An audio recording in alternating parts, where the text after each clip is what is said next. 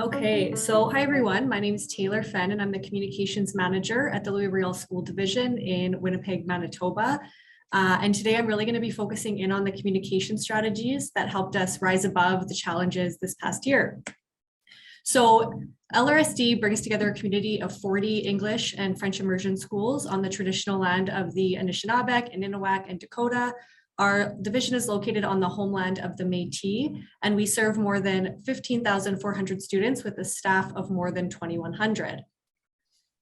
So over the past 17 months, I've heard a lot of the term new normal, and I've also used it a lot more than I'd honestly like to admit.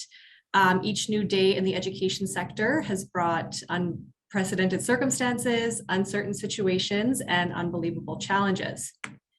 So in Manitoba, we not only faced uncertainty due to the pandemic, but also had to navigate the announcement of Bill 64, the Education Modernization Act. And this proposed legislation was a once-in-a-generation change that, if enacted, would have abolished school divisions such as ours and restructure the education system into a highly centralized and bureaucratic governance model. So although the bill was thankfully defeated just this past month or so, its presence did loom over school divisions across the province throughout the first half of 2021 and was a large part of our reality at the time. So I was honestly amazed by the community's ability to quickly pivot, which is another big buzzword, to the ever-changing circumstances brought on by the pandemic and Bill 64. This was only made possible through an incredible amount of resilience, kindness, and innovation. Although we still find ourselves in the midst of a pandemic here in Manitoba, reflecting on the past year and a half illuminates some helpful communication strategies we use to build capacity and navigate the challenges. Ultimately, the lessons learned will help improve the current school year and beyond. So when I was pursuing a degree in communications, one of the first lessons we learned was the importance of two-way symmetrical communication.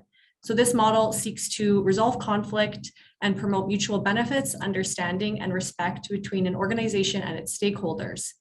The true need for community consultation was underscored throughout the pandemic, and with an overwhelming amount of feedback, questions, and concerns, providing staff, students, and families with a venue to share their thoughts was more important than ever. So as we settled into this new normal of masks, physical distancing, and a lot of hand sanitizer, ThoughtExchange proved to be a useful tool as it was a venue for our community to voice their questions, comments, and concerns, while also seeing how others felt in real time.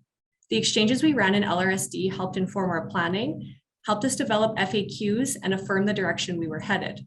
An important step in the process was always to communicate back to our community a summary of findings and the actions that we would be taking based on the consultative process. Although we still received a barrage of questions due to all the uncertainty, launching an exchange was a proactive measure to collect what was weighing heaviest on people's hearts and minds and respond accordingly. The senior leadership team and principals throughout the division also used ThoughtExchange to kick off staff meetings to ensure the content was tailored to what mattered most. This was especially important with an overwhelming amount of new information that staff were expected to process. This year, we've actually been using ThoughtExchange quite a bit for navigating difficult topics such as vaccination and mask mandates. So it's been really interesting to see the conversations there. In a typical year, the majority of feedback on any given topic comes from staff and parents or guardians. Consulting with these groups is, of course, critical as their lives are impacted by the decisions we make. However, the pandemic presented a unique opportunity to highlight student voice. So as everybody kind of moved online, we really wanted to ensure that we could connect with students in a way that we hadn't in the past. So I was lucky enough to work with a group of 21 high school students across the division to support a project titled Beyond the Horizon, which brought together students from across all 40 schools into a virtual summit. So on May 5th, we had students in grade 5 to 12 join in to discuss student-chosen topics of Indigenous education and land-based learning, equality and inclusion, mental health and well-being, and choice and voice for learners. After the summit, the group of students quickly began summarizing the lessons learned to share in a keynote address back to staff on a professional learning day. and more than 1,400 staff tuned into the series of speeches, each touching on one of the main topics of Beyond the Horizon.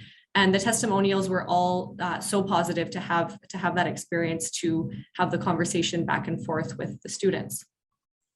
So when given the venue to discuss their experiences over the past year, students had a heck of a lot to say and were fearless in their pursuit for a better future. Their unwavering resilience helped inspire staff throughout the division, and we intend to continue this dialogue into the new school year. A final strategy to help build capacity throughout the pandemic was providing access to individuals like you, leaders in education. As Paul touched on in his presentation, it's a wonderful way to connect directly with your community. At the beginning of last school year, Superintendent Michalik hosted a number of virtual town hall events alongside members of the senior leadership team, the Board of Trustees, and school leadership. It was the first time that many student, staff, and families had direct, uninterrupted access to ask questions and share their concerns with divisional leadership on that scale. It also provided another avenue for genuine consultation and dialogue to occur, and has helped our community feel heard. So living through such unprecedented times gave us the opportunity to pause and discover new ways of looking at ourselves and the world.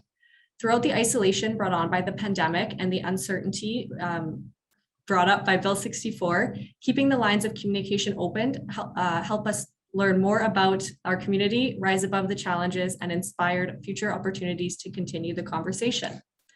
Thanks so much for listening.